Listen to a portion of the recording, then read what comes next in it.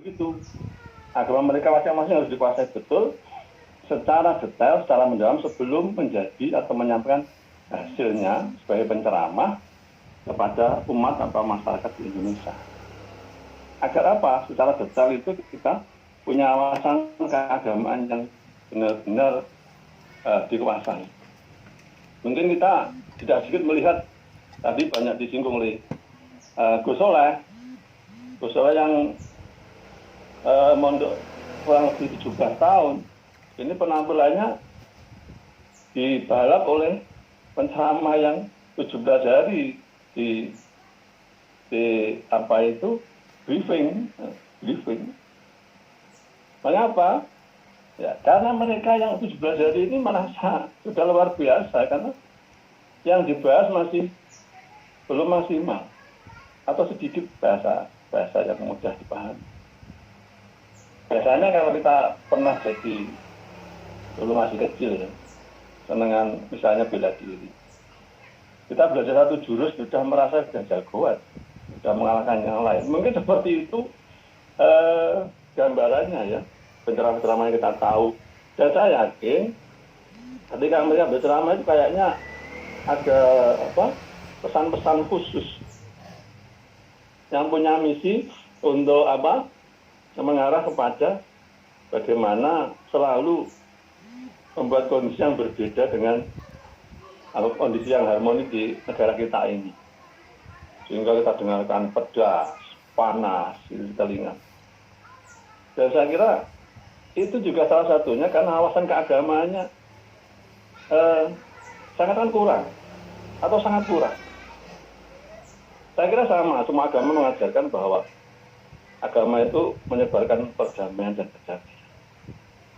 Sampai ini jelas ya, terutama saya atau kami yang di Nahdlatul Ulama itu jelas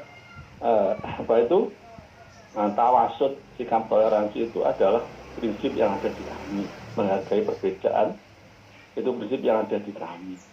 Itu sehingga moderasi beragama ini saya kira sesuatu yang memang lazim dan sangat dibutuhkan dalam kondisi negara Indonesia yang Bhinneka Tunggal Ika. Dan ini agama cinta memang harus memprakarsai seperti ini. Minimal para tokoh-tokoh agamanya yang akan menyebarkan kepada umat masing-masing atau seluruh masyarakat yang ada di lingkungannya. Jadi yang pertama itu bahwa penceramah harus siap. Yang pertama secara internal memahami keagamaan yang mereka anut masing-masing. Kalau dalam Islam, ya memahami yang pertama adalah kajian keislaman, Islamic Studies. Di dalamnya harus yang bahan pertama adalah Al-Quran.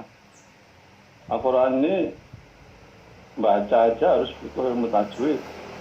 Kalau mengambil isinya, harus paham asbabun nuzul, ulumul Quran, tafsir dan seterusnya.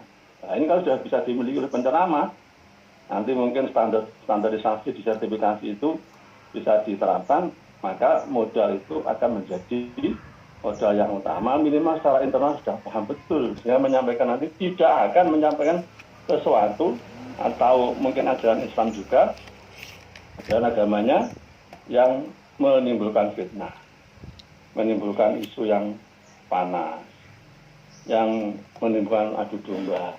Itu nggak akan ada ketika mereka secara internal paham tentang ajaran-ajaran agamanya. Khususnya kalau dalam Islam Al-Quran yang masih butuh banyak ilmu pendukungnya.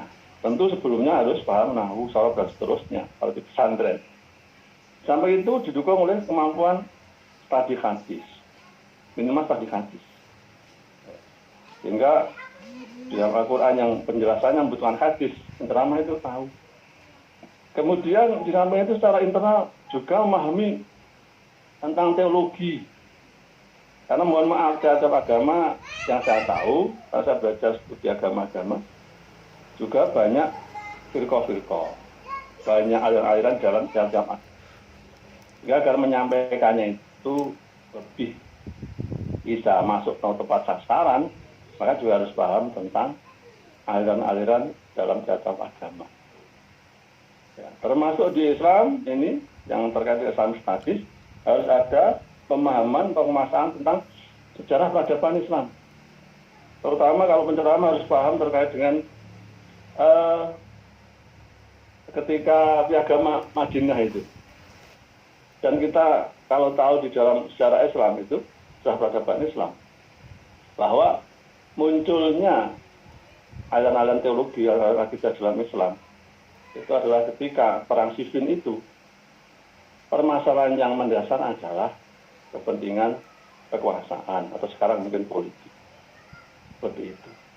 Sehingga ketika kita mengetahui dari internal, sebelum menyampaikan materi kepada masyarakat atau menceramahi masyarakat, sebelumnya harus tahu di dalam firman tersebut.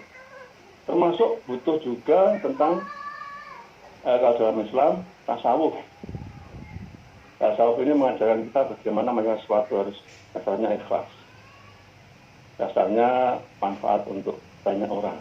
Dasarnya adalah buah dari syariahnya adalah, buah dari amalnya adalah akhlak yang baik. Tentu tidak akan mungkin ada mentalitas yang mengarah kepada iri, dengki, memfitnah orang. Tidak akan ada kalau punya